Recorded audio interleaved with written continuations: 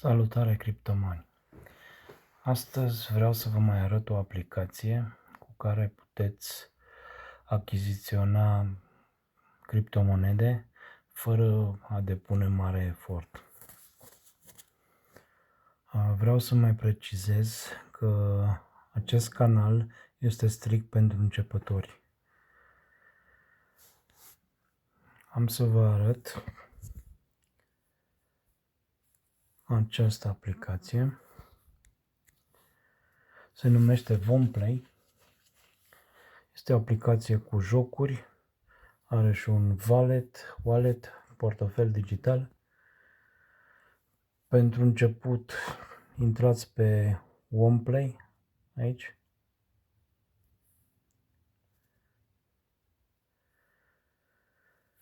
Și o să primiți în fiecare zi puncte, bonusuri. De exemplu, dacă vă uitați aici sus, Vonbux, asta este moneda lor, sunt 0, am dat aici Climb și deja am primit 100 de Vonbux. Mă duc mai jos, aici sunt jocuri care puteți să le instalați, să vă jucați și o să primiți această monedă. Aici Quick Play sunt jocuri scurte. În fiecare zi la 24 de ore primiți această, cum să zic, nu știu ce este, geantă valiză, unde dacă o deschideți primiți iară Vonbux. Aici și am primit 441. Deci dacă vă uitați acum am 541 de Vonbux. Aici a mai apărut un rewards, Open Loading Box Climb.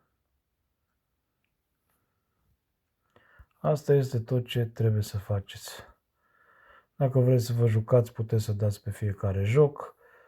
Dacă îl instalați, puteți să aveți cont și pe calculator, pe PC.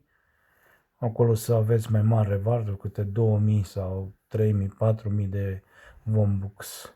De exemplu, la War Tanks, la Raid Shadow. Sunt o grămadă. Puteți să-l încercați, primiți aceste rewards-uri. După care mergeți aici la Top Up, dați Top Up, Commit, 641. I-am dat aici și aici jos mi-arată 0,4 cenți. Deci nu vă așteptați să vă îmbogățiți, nu este o sumă mare. Aici puteți să obțineți în funcție de cât vă jucați. Eu nu prea mă joc, am încercat și să mă joc, dar nu prea mă joc.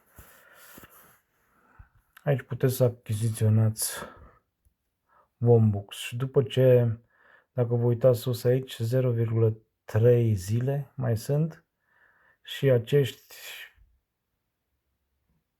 Vonbux se vor transforma în EOS și vor fi virați în portofelul digital. Odată ce v-ați făcut cont pe VonPlay, aveți și portofelul digital. Dăm aici așa înapoi și o să vă uitați jos aici, asta e wallet-ul. Acum, momentan, am 6 cenți în wallet. Da? Aici puteți să ne uităm tranzacțiile care le-am făcut. Se pot schimba tranzacțiile care le-am făcut până acum. Unde sunt? Aici.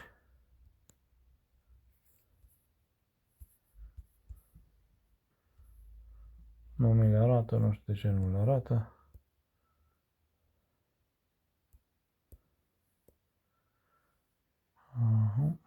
EOS, așa. Da, pe EOS și acum mă arată toate tranzacțiile. 0,3, 0,2, 0,8, 0 până în maxim 20 de cenți, 17 cenți. Deci nu sunt sume mari, sunt sume mici, dar durează 5 minute. Dacă vă jucați, puteți câștiga mai mult. Ținând cont că acum suntem și în bear market și EOS-ul nu are valoare. Dacă stați să calculați la un 10x la EOS, la valoarea de acum, atunci peste $1 în fiecare zi puteți achiziționa. Bun, ce vreau să vă arăt?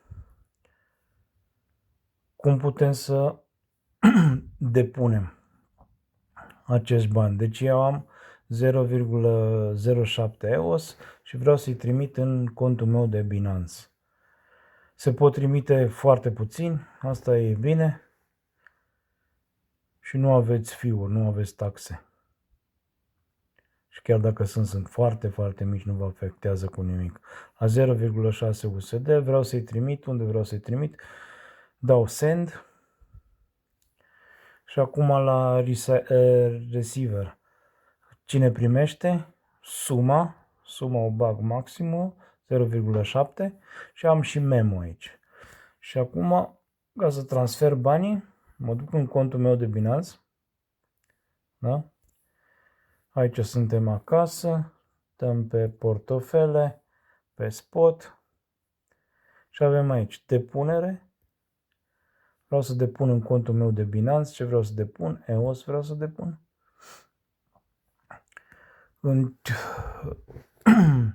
Cu ce rețea? Trebuie să selectez rețeaua. Rețeaua selectez EOS, nu Binance Smart Chain sau Bacon Chain sau EOS. Și aici așa apare un mesaj. Introduceți atât nota cât și datele adresei care sunt necesare pentru a depune EOS în contul dumneavoastră Binance. Da, ok. Deci trebuie să adresa portofelul este Binance Loss. Dăm aici o copiem. Am copiat-o. Ne întoarcem aici la receiver, băgăm Binance Loss, da? Și la memo băgăm EOS Memo, numărul acesta. Am copiat fain frumos, dăm aici pe memo, am introdus și atunci am confirmat. I-am dat confirm și aici mai o dată 0,07. Deci nu sunt fee-uri, nu sunt nimic, exact atâția EOS îți intră în contul de Binance. I-am dat confirmat. Și succes, tranzacțion on, block is on. Acum nu avem decât de așteptat. Durează cam undeva la 5 minute, 10 minute, depinde de rețea, poate și mai repede. Deci aici v-am arătat cum puteți să transferați banii. Aici sunt mai multe site-uri pe care puteți să faceți și NFT-uri. Puteți să vă jucați. Mai primiți, sunt jocuri în care primiți NFT-uri. Dacă stăm așa și ne uităm unde sunt, NFT Inside, astea conține NFT-uri. Dacă te joci mai mult, primești cât un NFT. Un NFT iar are o valoare de 20 de cenți, 30 de cenți, depinde de ce NFT. Asta e o aplicație cu care puteți să încercați, nu aveți nimic de pierdut. Vă jucați, primiți niște EOS și învățați să vi transferați în portofelul dumneavoastră care vreți. Puteți să aveți și la alte exchange-uri. Portofel, nu contează. Ce vreau să vă mai arăt? Mai CryptoTab-ul. CryptoTab-ul funcționează foarte bine. Asta e o aplicație de minat. Am mai postat un videoclip. Turn on am activat-o. Și ea miniază. Odată la 3 ore trebuie activat. Aici puteți să vedeți balansul meu aproximativ 26 de cenți. Cât am minat până acum, $13 și 0,4. De la afilieri am $14. Odată la trebuie să ai minim 0,0004 de 0 și 1 ca să poți să faci o extragere. Asta durează la mine undeva la 2-3 zile până 2-3 zile, 26 de cenți. Asta se scot banii iară foarte ușor. VDRAV BTC. Eu am făcut o extragere astăzi.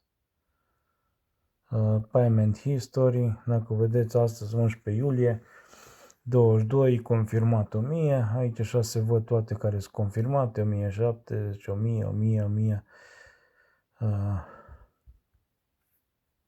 Sume mici. Aici am și sume mai mari. Da, este un site CryptoTabu. Poți să-l folosești pe calculator și pe laptop. Pe mai multe dispozitive. Minează mai bine. Da, cam asta e în general. Dacă mai aveți întrebări sau vreți să știți ceva, puteți să scrieți în comentarii. Acesta este un canal strict pentru începători. Nici eu nu sunt așa avansat și eu sunt de undeva un an jumate. Asta este portofelul meu de spot. Aici la câștigat am monedele care sunt puse la staking, la dobândă. Aș primește o dobândă în fiecare zi. După cum puteți vedea aici 0,35, asta este calculat pe an, 0,35 API estimat pe an. Dar sunt monede ce plătesc și mai bine, GMT-ul 20% dă pe an, ce mai am, 10%, dar se strânge din fiecare câte puțin, se strânge. Și ținând cont că acum suntem în bear market, prețul este foarte scăzut și poți să te uiți la 10-20 de cenți dacă câștigi pe zi. În momentul când vei fi în bull market, poate să valoreze de 10 ori mai mult sau poate și mai bine. Bun, deci asta a fost. Dacă v-a plăcut, puteți să dați un like, un subscribe, puteți să comentați ce nu vă convine, ce vreți să știți. Este un canal la început și o să vedem cum o să funcționeze.